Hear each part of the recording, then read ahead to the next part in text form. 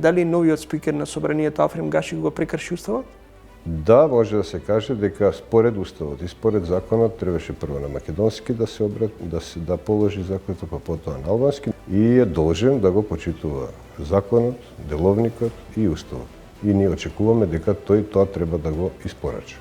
Сум посрамена од односот на политичарите во мојата земја. Тука немам простор за гордост. Навистина ми е непријатно кога надвор треба да објаснувам, например, дека пациенти треба да чекаат. Кои ресори ќе ги предводи партијата, знам?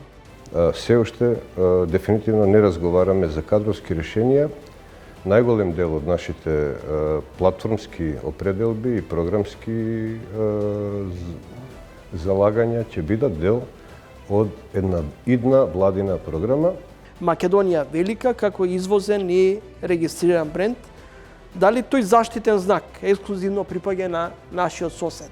Не сметам дека Грција треба да има ексклузивитет во овој поглед. Меѓутоа, она што е значајно да се напомене е пасивноста на нашата страна во поглед на регистрирањето на географските ознаки.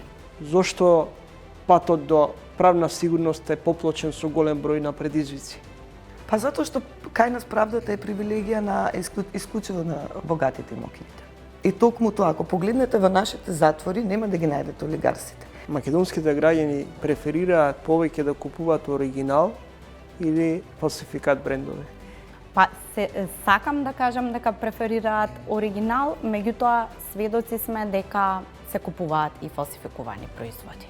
Последното истражување за родовите дезинформации покажа 7000 коментари насочени кон 3 или 4 претенички во кои што најголем дел од нив представуваат повик за силување и убиство. Гледате Трилинг, петок, 20 часот и 45 минути со тројца соговорници.